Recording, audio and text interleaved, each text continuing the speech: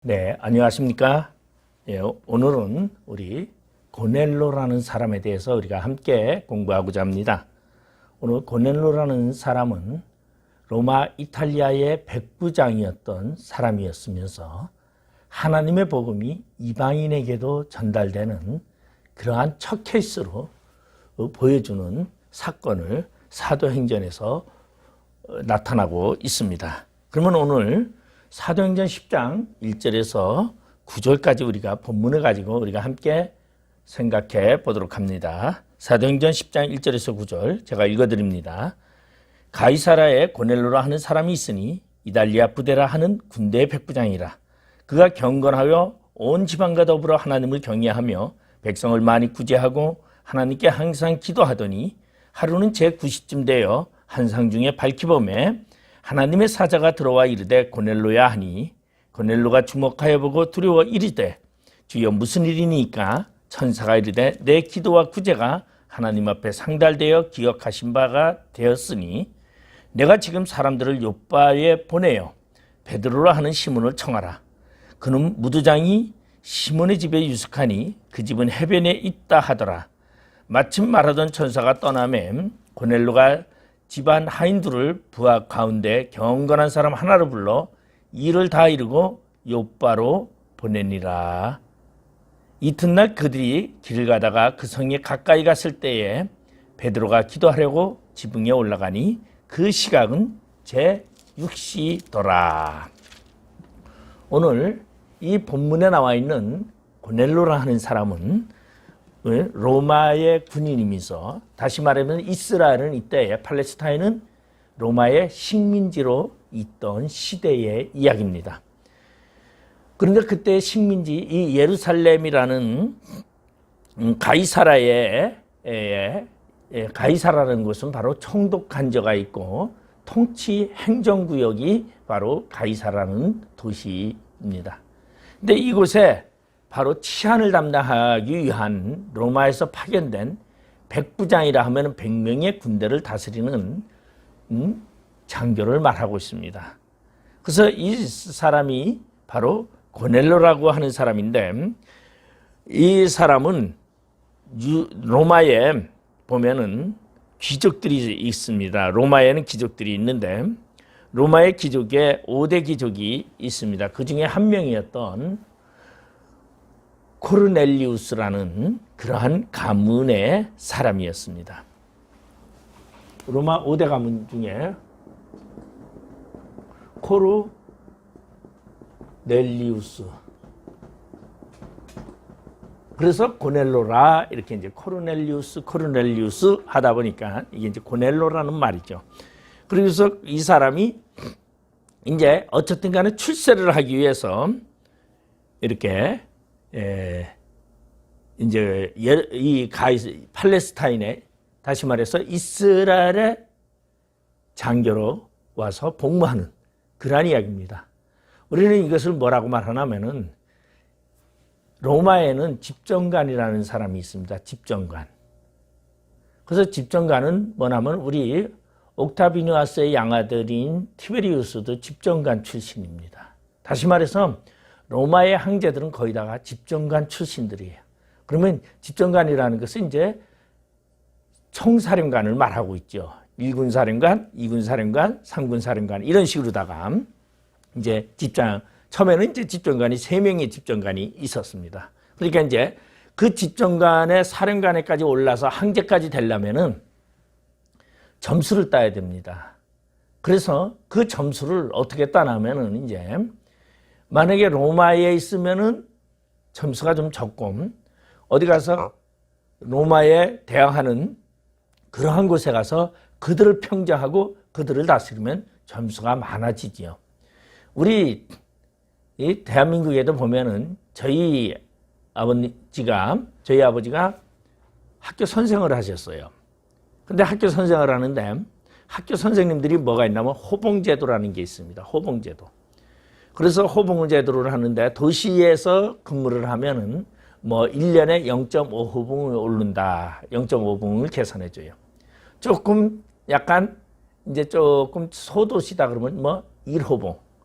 1년에 1호봉씩 그리고 어디 시골에 간다 그러면 이호봉, 아주 산간 벽지라든가 이런 섬에 가면은 1년 근무해서 3호봉을 줍니다. 이 말은 말하면 호봉수가 올라가면서 그 사람이 월급도 많아지고 그만큼 호봉제도예요. 왜냐하면은 교사라는 것은 급수가 4급인가 아마 그렇게 이제 급이 있는데 급 안에서 호봉수를 가지고서 몇 호봉 가지고 월급을 줍니다.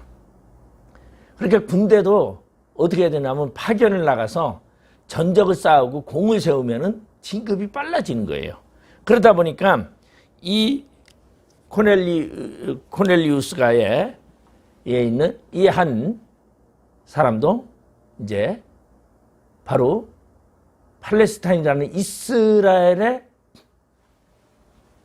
통치를 하는 그러한 군대 장관으로 분임했다라는 얘기는, 다시 말해서 이스라엘이라는 나라는 로마 시대 때 아주 머리 골치 아픈 그러한 민족들이었어요. 왜냐하면 워낙 쿠데타가 많이 일어나고 워낙 반발이 심했던 것이 유태인들이었기 때문입니다. 그러다 보니까 이 AD 68년에 우리 보면은 누가 보면은 이 베스파시안이 예루살렘을 정복하러 온 사건도 있고, 그런가 하면 AD 134년에도 쿠데타에 의해서 그러한 사건, 그런가 하면 우리 보면은 이 사도 바울 때에 저기 누가 있냐면은 브리스길라와 아굴라라는 사람이 있어요. 이 아굴라라는 사람은 히브리인이었기 때문에, 이스라엘 사람이었기 때문에 로마에 살지 못하고 추방을 당했습니다. 그건 왜냐하면 이 유태인들은, 이스라엘 사람들은 어딘지 모여 있으면은 그냥 반기를 많이 들고 쿠데타를 많이 일으키고 데모를 많이 하니까 로마 시내에 살지 못하게 추방령을 내린 사건을 우리는 발견할 수 있습니다.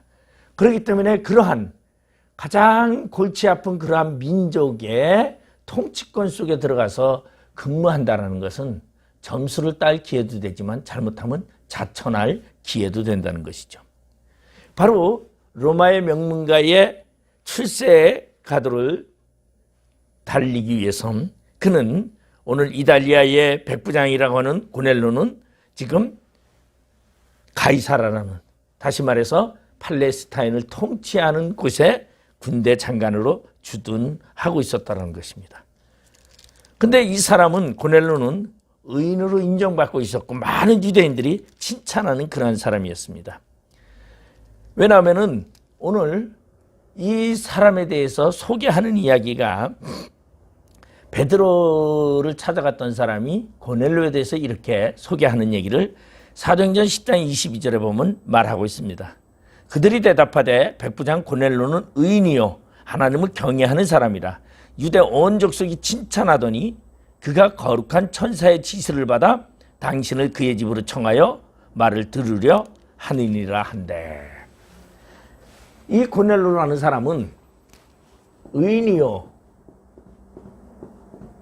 또 뭐라 그랬어요? 의인이요, 경건한 자요, 하나님을 경외하는 사람이요, 경외하는 사람이요, 또 모두가 칭찬하는 사람이다, 그렇게 말하고 있습니다.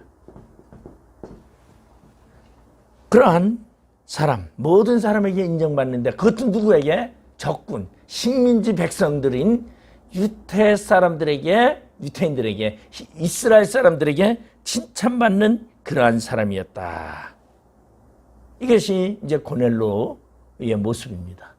그런가 하면은 여기에는 물론 그가 백성들과 가까이 하면서 화친을 하면서 문제를 없애고자 하는 그의 의지도 그 속에 담겨 있다고 말할 수는 있겠죠.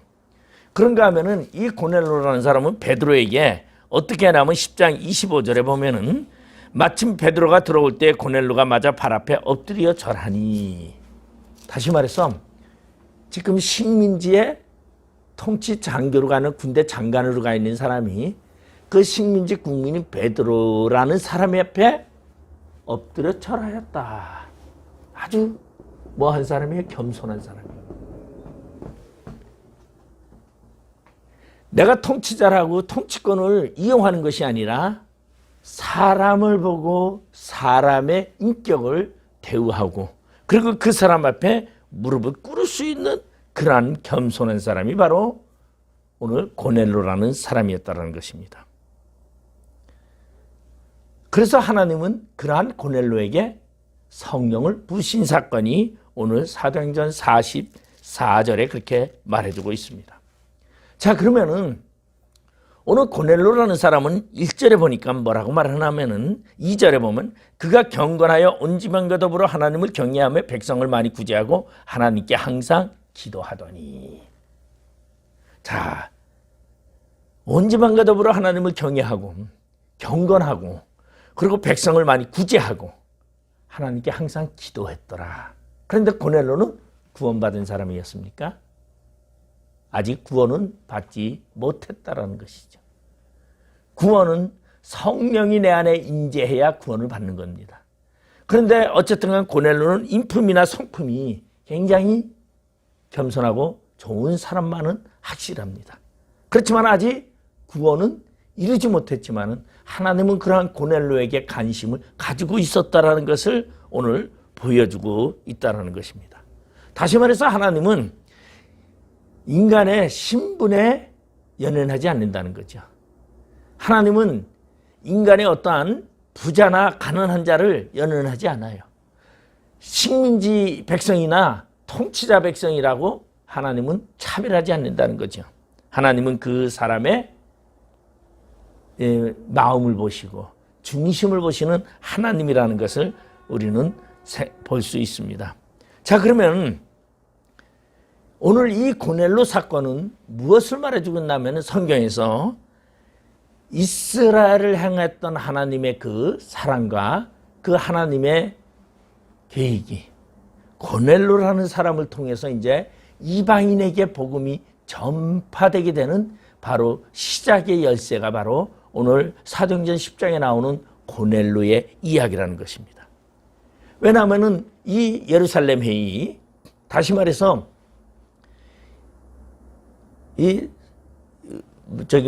사도 바울을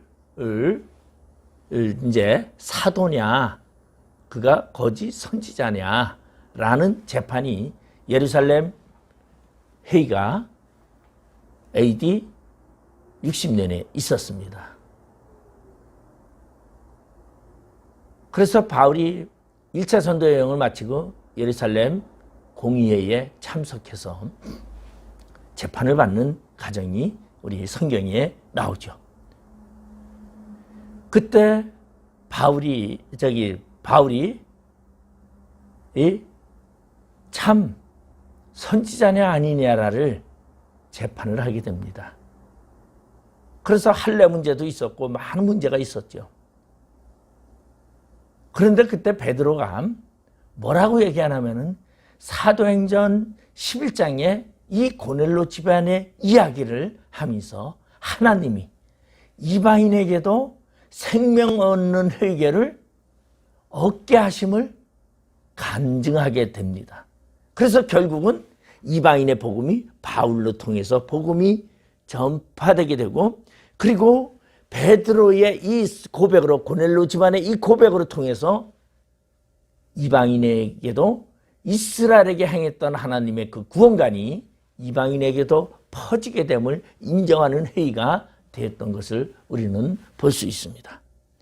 그렇기 때문에 우리는 고넬로라는 사람은 그냥 단순히 하나님을 섬기는 경건한 사람이었다라는 이러한 말보다는 고넬로라는 사건을 통해서 이스라엘의 하나님이라는 관점에서 이제 온 세계 이방인과 이스라엘의 모든 자의 하나님이라는 개념으로 바뀌게 된 사건이 바로 오늘 고넬로 가정의 사건이라고 볼 수 있습니다. 그렇기 때문에 사도 바울이 본격적으로 이방인을 위해서 전도할 수 있었던 그러한 계기나 그러한 것을 만들어준 사건이기도 하면서 하나님의 구속 역사가 선민 이스라엘에게만 있는 것이 아니라 세계 모든 민족에게 있다라는 것을 공식적으로 인정하게 하는 사건이었던 것을 우리는 볼 수 있습니다. 자, 그러면은 고넬로가 활동하던 시기는 초대교회의 복음이 유대 지역에 전해지면서 사마리아와 팔레스타인 전 지역에 확산되던 시기 AD 37년에서 46년이라고 볼 수 있습니다. AD 37년에서 46년. 자, 이때 황제는 누구였냐면 로마의 3대 황제인 칼리쿨라라는 사람이 황제였어요.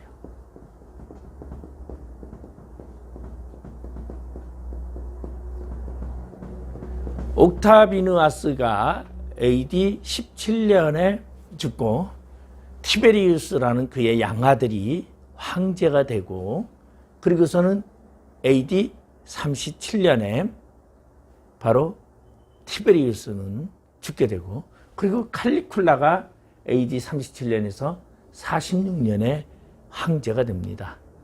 그러니까 칼리쿨라. 근데 칼리쿨라는 오랜 동안 통치했던 사람은 아니죠. 왜냐하면 AD 37년에서 41년까지 통치했습니다. 그리고 칼리쿨라가 죽은 다음에 글라우디우스라는 황제가 통치하게 되고 그리고 그 다음에 이제 누구냐면 네로라는 황제가 통치하게 됩니다. 그러면 이때에 유다 총독에는 마룰루스라는 사람이었어요. 이때 당시에 총독은 마룰루스라는 사람이 총독이었는데 그때 총독 간저가 가이사라에 있었고 고넬로라는 사람은 그 가이사라의 그 도시를 수비하는 우리 서울에 보면 수도방위 사령부처럼 수도 사령부의 수도 가이사라를 수비하고 관리하는 지키는 그러한 수비대장이었던 것입니다. 그러한 고넬로는 이방인으로서 뭐를 했느냐? 고넬로는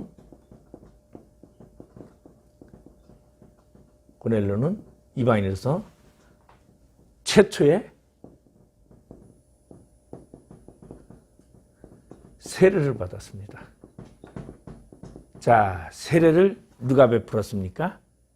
오늘 베푼 사람은 바로 누구냐 하면 베드로입니다. 자, 베드로는 누굽니까? 베드로는 예수님의 수석 사도라고 그렇게 말하죠.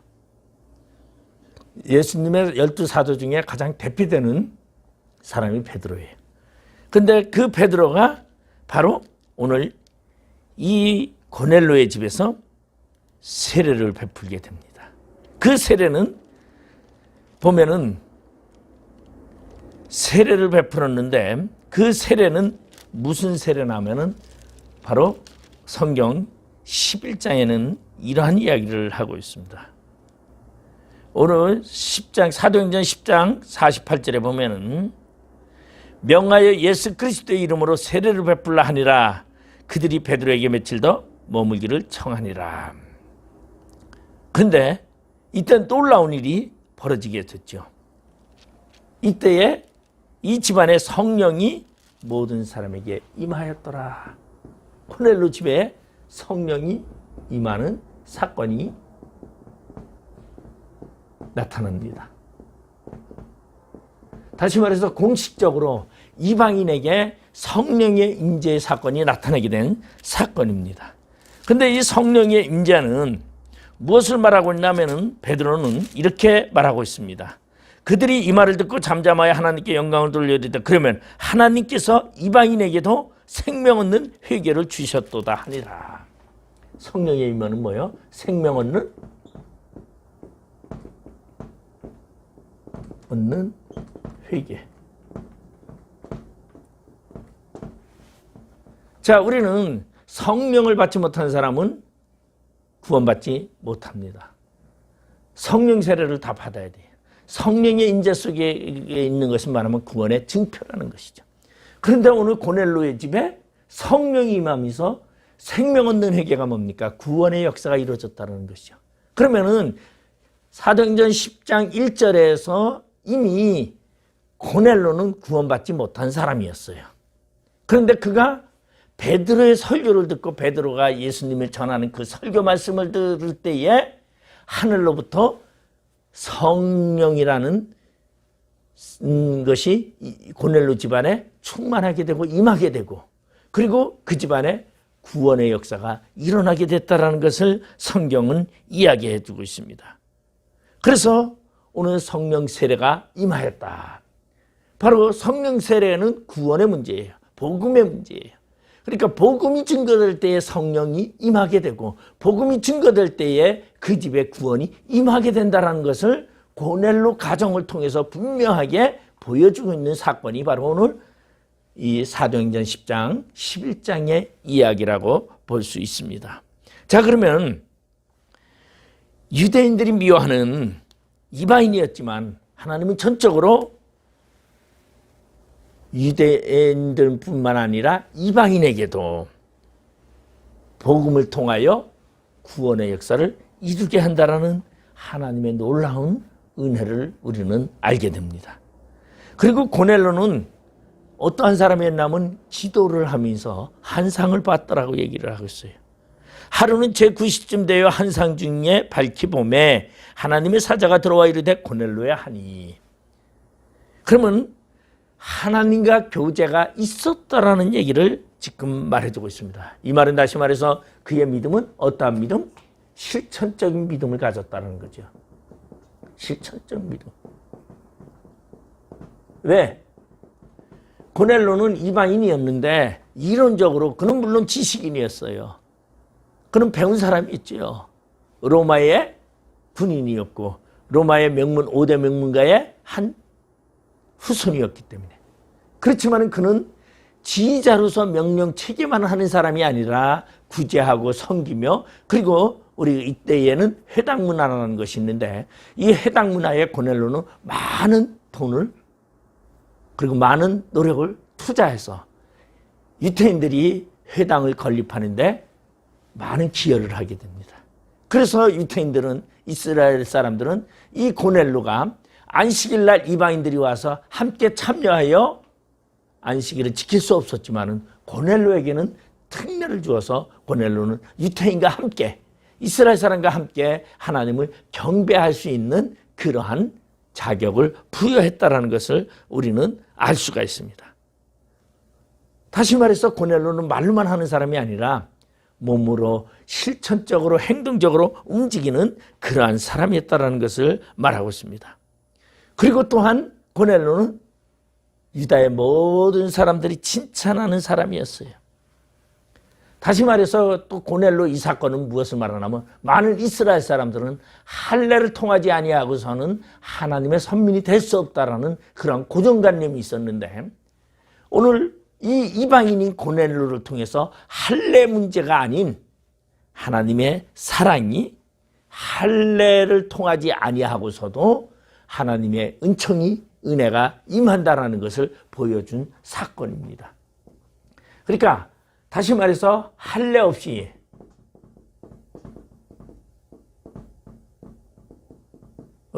하나님의 은총이 임한다라는 것을 보여준 사건이다라는 것이죠. 그렇기 때문에 바울은 그런 얘기를 하고 있어요. 육신의 할례가 중요한 것이 아니라 마음의 할례가 더 중요하다는 것을 바울은 표현하고 있어요. 다시 말해서 할례 받지 아니하는 사람은 이스라엘 백성들은 하나님의 선민으로 인정하지 않았어요. 그런데 이 고넬로는 이방인이면서도 많은 이스라엘 사람들에게 인정받는 사람이 되었다. 그러면서 이방인에게 복음이 증거하는 하나의 샘플로, 표본으로 고넬로가 이스라엘 사람들에게 그 인식이 심기어졌다는 것을 우리는 생각할 수 있습니다. 그 다음에 고넬로는 정복자의 한 사람이었습니다. 피정복자. 다시 말해서 이스라엘 사람들에게도 뭐였어요? 아까 말했던 겸손히 행한 사람이에요. 다시 말해서 인격적인 사람이었다는 거죠. 인격적인 사람. 다시 말해서 통치권을 남용하는 사람이 아니라 어떤 직위를 남용하는 사람이 아니라 마음이 인격적이었고 인품을 가진 사람이었다. 자, 그러면은 하나님은 어떠한 사람을 기뻐하느냐? 물론 하나님이 사랑하는 자는 모두 다 사랑합니다. 그런데 하나님은 관심을 갖는 사람이 있는데 그 사람이 누구나 하면 바로 인격적인 사람, 인품을 가진 사람, 다시 말해서 남을 배려할 줄 알고 남을 겸손히 섬길 줄 아는 사람은 하나님이 관심을 갖고 있다는 것을 우리는 오늘 이 고넬로의 사건을 통해서 우리는 발견할 수 있었다는 것입니다. 그래서 고넬로는 이방인이면서도 할례받지 않은 이방인이면서도 많은 유대인들에게 인정을 받았고, 그리고 그는 회당 예배에도 참석할 수 있는 그러한 권한을 줬다는 거죠. 우리 사도행전 13장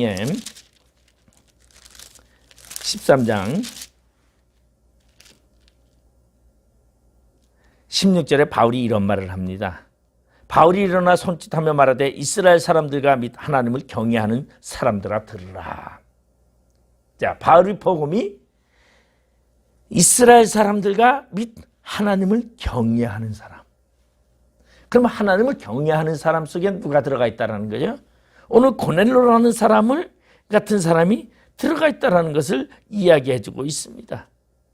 그리고 26절에도 형제들아 아브라함의 후손과 너희 중 하나님을 경외하는 사람들아 이 구원의 말씀을 우리에게 보내셨거늘. 자, 오늘 지금 베드로는 지금 바울이 지금 이런 얘기를 합니다. 자, 아브라함의 후손인 이스라엘 사람들과 하나님을 경외하는 사람들아 이 구원의 말씀을 우리에게 보내셨다. 그래, 하나님의 복음은 지금 유태인에게만, 이스라엘 사람에게만, 아브라함의 후손에게만 보낸 것이 아니라 하나님을 경외하는 자에게까지도, 이방인이라 할지라도 하나님을 경외하는 자에게도 지금 하나님의 구원의 복음은 증거되고 있다는 것을 지금 이야기를 하고 있습니다. 43절에도 보면 회당의 모임이 끝난 후에 유대인과 유대교에 입교한 경건한 사람들이 많이 바울과 바나바를 따르니 두 사도가 더불어 말하고 항상 하나님의 은혜 가운데 있으라 권하니라. 자, 회당의 모임, 회당의 안식일이 되면은 많은 유대인들은 회당에 모여서 하나님께 말씀을 듣고 합니다. 그런데 그곳에 이방인도 하나님을 경외하는 자들도 참여하고 있었다라는 것을 오늘 성경은 사도행전 13장은 보여주고 있다라는 것입니다. 자, 오늘 고넬로의 이 사건은 복음의 증거뿐만 아니라 세례를 통하여 성령의 임재도 보여주고 있는 초대교회의 모습이라고 말할 수 있습니다. 다시 말해서 유대 민족을 향한 선미 사상에서 이제 초대교회의 발생이 되면서 초대교회의 부흥의 계기가 되는 사건으로 예수 그리스도를 통한 복음의 사건, 구원의 사건이 바로 이 고넬로의 사건을 통해서 이루어지고 있다는 것을 우리는 생각해 볼 수 있습니다. 자, 그러면은 우리 이 고넬로를 통해서 우리가 생각해 봅니다. 고넬로는 처음에 하나님의 관심 속에 있는 사람이었습니다. 하나님의 관심의 사람이었는데 왜? 그는 뭐 하는 사람이었기 때문에? 기도하는 사람이었기 때문에. 자, 그는 하나님께 항상 기도하더라. 오늘 2절에 그렇게 말하고 있어요. 하나님께 항상 기도하더라. 여러분, 기도하는 사람은 하나님이 관심을 갖게 됩니다. 기도하는 사람에게는 하나님이 귀를 기울이게 돼 있어요. 기도하는 자에게 하나님은 그 사람을 바라보고 있다는 것이에요. 고넬로는 분명히 이탈리아 사람이고 이방 사람으로서 이스라엘을 지배하는 자라 했지만 그는 그 식민지들이 믿는 하나님을 믿고 그리고 그 하나님에게 기도하고 있었다는 거죠. 여러분, 경건의 모습은, 하나님을 경외하는 자의 모습은 바로 기도의 모습이라는 것이, 절대 기도는 망하지 않는다는 거예요. 초기 기독교 초기의 교부였던 크리소스톰은 기도에 관해서 이렇게 말하고 있습니다. 기도의 이력은 불의 세력을 정복한 바 기도는 노여워하는 사자의 입에 자갈을 물리고 난세를 정복시키고 고요하게 하고 전쟁을 종결시키고 그리고 폭풍우를 달래며 마귀를 내쫓으며 사망의 결박을 풀고 질병을 완쾌시키고 태양을 멈추게 하고 우레의 진행을 막는다. 기도는 만능의 갑옷이요 갑이 떨어지지 않는 보하요 마르지 않는 광산이요 어떤 구름으로도 흐려지지 않는 파란 창공이요 폭풍으로도 구겨지지 않는 하늘이요 기도는 뿌리요 집안이요 한량없는 축복의 어머니라고 이야기를 하고 있습니다. 자, 고넬로는 기도했던 것처럼 하나님이 관심 갖는 자는 어떠한 자라요? 항상 기도하는 자입니다. 고넬로는 항상 기도하는 사람이었어요. 여러분, 우리는 늘상 하나님께 기도하는 사람이 되어야 됩니다. 하나님이 관심 갖는 사람이 돼요. 두 번째로 고넬로는 어떠한 사람이었어요? 고넬로는 구제를 해야 했다라고 그랬어요. 구제. 오늘 본문 2절에 보면은 백성을 많이 구제하고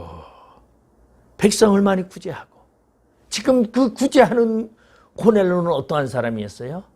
지배자였어요. 지배자였는데 그 백성은 자기 백성이라기 보다는 식민지 백성이라고 보는 거 많죠. 물론 식민지 백성도 자기 백성이지만 그렇지만 틀리죠. 예? 우리 한국 사람들은 서자와 친자를 좀 차별을 두는 것처럼 아마 조금 어떤 차별이 있겠죠. 근데 고넬로는 그러한 백성들을 다시 말해서 식민지 백성들을 구제했다. 그런데 고넬로에게 뭐라고 말하냐면은 천사가 이르되 내 기도와 구제가 하나님 앞에 상달되어 기억하신 바 되었나니. 자, 고넬로는 기도하는 사람이요 구제하는 사람이었다는 것이. 그렇기 때문에 고넬로는 하나님 앞에 기억이 상달되어 기억하신 바 되었어요. 자, 그러면 기도와 구제를 하였던 고넬로를 하나님은 어떻게 하고 있었어요? 기억하고 있었다라는 것이요. 기억. 자, 하나님이 기억하고 있다라는 것은 뭐죠? 관심을 가지고 있었고 선택할 조건이 되었다는 거죠. 하나님의 선택의 조건이었어요. 다시 말해서 누군가 내가 사랑하는 사람이 있다면 그 사람을 늘상 관심을 갖는다라는 것은 그 사람을 사랑한다는 표현이에요. 하나님은 이 고넬로를 사랑하고 있었다는 것이. 여러분도 하나님의 사랑을 더욱 많이 받기를 원한다면 기도하고 구제하는 그러한 사람이 되시기 바랍니다. 그 다음에 고넬로는 어떠한 사람이었느냐? 오늘 보니까 가정적인 사람이었어요. 왜? 오늘 고넬로는 온 집안과 더불어 하나님을 경외했다 그랬어요. 온 집안과 더불어.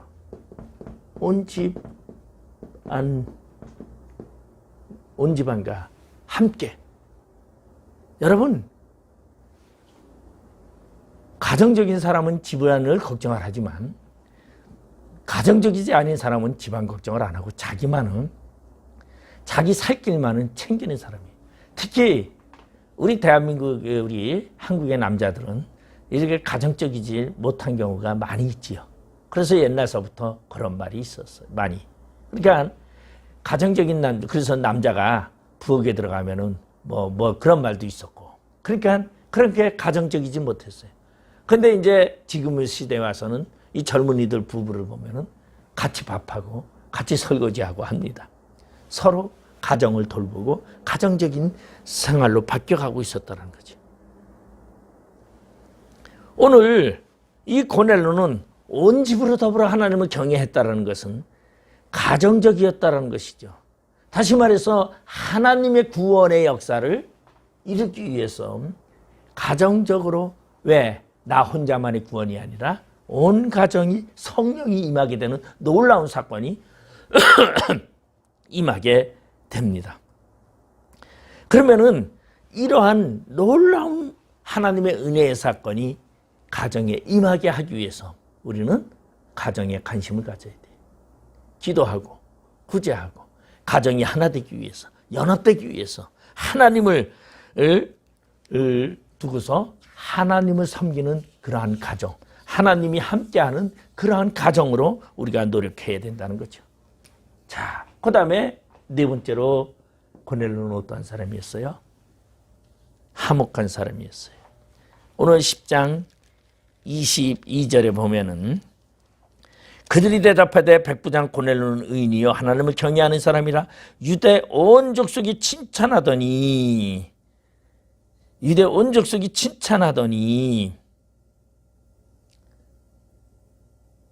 그가 거룩한 천사의 지시를 받아 당신을 그 집으로 청하여 말을 들으려 하느니라 한대. 바로 그리고 또한 베드로가 집에 들어올 때에 베드로를 맞아 발 앞에 엎드려 절하였다. 25절에 그렇게 말하고 있죠. 다시 말해서 그는 자기 지위를 사용하는 사람이 아니라 인격적으로 사람을 예우하는 사람이었어요. 이 말은 다시 말해서 뭐라면 인격적인 사람이었지요. 화목한 사람, 인격적인 사람이었어요.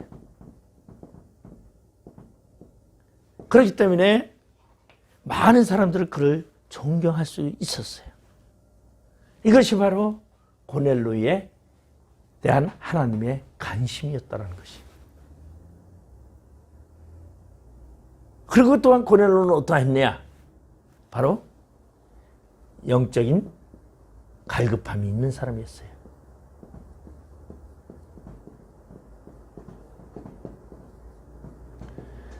여러분, 우리 보면 물질이 풍부하거나 지위가 높거나 그러면 영적인 갈급함이 없습니다. 뭐가 더 많습니까?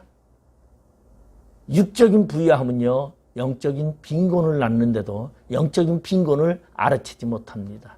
그런데 육적인 빈곤이 찾아오는 사람에게는 영적인 갈급함이 많기 때문에 영적인 풍부함이 많아진다는 것이. 그런데 오늘 고넬로라는 사람은 물질적인 풍부함이 있었고 모든 것을 가졌지만 그는 영적인 갈급함을 가졌다는 것이죠. 아주 특이한 사람이죠.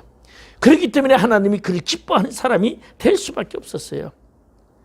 그러니까 오늘 사도행전 10장 3절에 보면은 하루는 제9시쯤 되어 한상 중에 밝히 보매 한상 중에 늘상 기도하는 사람이었어요. 왜? 영적인 갈급함이 있었기 때문에. 그런데 한상을 보여주시는데 하나님의 사자가 들어와 고넬로야 하니, 이 말은 다시 말해서 9시 기도에 하나님의 천사가 찾아왔다는 얘기죠. 9시 기도. 고넬로는 영적으로 기도하는 시간에 맞춰서 기도하는 사람이 있다는 거지. 하루에 기도 시간을 맞춰서 기도하는 사람, 이러한 사람을 뭐라 그래요? 영적인 갈급함을 원하는 사람, 영적인 충족함을 누리기 위해서. 그런 바로 고넬로였다. 고넬로는 그러할 때에 한상을 보면서 천사가 이야기를 합니다. 너 지금 요바에 가서 베드로라 하는 사람이 있는데 그 베드로라 하는 사람은 지금 무두장인 시몬의 집에 유숙하고 있는데 그 집은 해변가에 있다. 장소도 가르쳐 주면서 지금 누구를 모셔오라고, 베드로를 모셔오라고 지금 이야기를 합니다. 자, 영적인 갈급함 속에서 천사의 말을 들은 고넬로는 사람을 보내요. 베드로를 청합니다. 자, 베드로를 청하고 베드로가 오니까 베드로를 어떻게 했어요? 베드로의 발 앞에 엎드렸다. 겸손. 이것이 바로 고넬로의 모습이다라는 것이. 여러분, 오늘 고넬로의, 그리고 고넬로는 얼마나 인품이 있었으면은, 오늘 여기 보면은 24절에 보면은 이러한 말씀이 있어요. 이튿날 가이사랴에 들어가니 고넬로가 그의 친척과 가까운 친구들을 모아 기다리더니. 친척과 친구들을 다 집안으로 불러 모았어요. 자, 고넬로는 누구요? 로마의 백부장이. 근데 집안만이 그를 따르는 것이 아니라 그의 친구들도 지금 내가 사람을 모셨으니 너희들 와서 말씀을 들어봐라. 고넬료의 친구들도 그 집에 모여서 베드로의 설교를 들었어요. 그리고 그 집안의 모든 자가 다 성령의 충만함을 입었다라는 것이. 다시 말해서 우리는 그런 이야기를 합니다. 그 사람의 됨됨이를 보고 그 사람의 친구를 알 수 있다라고 이야기를 합니다. 친구를 보면 그 사람의 인품을 알 수 있다라고 얘기합니다. 바로 그것이 오늘 고넬로의 모습이 아니었는가 우리는 생각할 수 있습니다. 고넬로는 신뢰하는 사람들이 너무 많았다라는 거죠. 즉 가족만이 아니라 친구들도 모여서, 그리고 베드로가 들어올 때에 고넬로는 베드로를 맞이해서 발 앞에 엎드려 절했습니다. 자, 친구들이 누굽니까? 여기 지금 집안에 모인 자들은 이방인들이에요. 그 친구들이 보는 앞에서, 여러분, 해당장 야이로가 예수 앞에 찾아와서 내 딸이 죽게 되었으니 내 딸을 좀 고쳐주십시오 할 때 많은 사람들 그렇게 말했어요. 회당장인 사람이 예수 앞에 부탁을 했다. 야, 그 사람 믿음 대단하구나. 우리 그렇게 얘기할 수 있어요. 그런데 이 고넬로는 군대 장관으로서, 군대 장교로서 그는 가족과 자기들의 친구와 자기들의 어떻게 보면은 서열이 낮은 자들 앞에서도 그는 베드로에게 무릎을 꿇고 경례할 수 있었다는 것은 바로 고넬로의 인품을 말해주고 있다는 것이. 그러면 이 인품이라는 것은 무엇을 통해서 만들어지느냐? 저는 영적인 풍성함이 있는 사람은 인품이 훌륭합니다.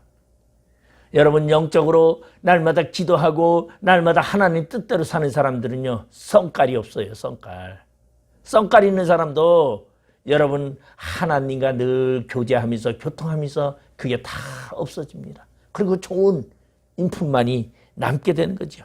그런데 내가 예수를 몇십 년을 믿었는데도 그저 팍 떨고 그저 누가 뭐라 그러면 성깔을 낸다면 그 사람은 한번 생각해 볼 문제라는 것이죠. 오늘 이방인에게 성령이 임하게 됐습니다.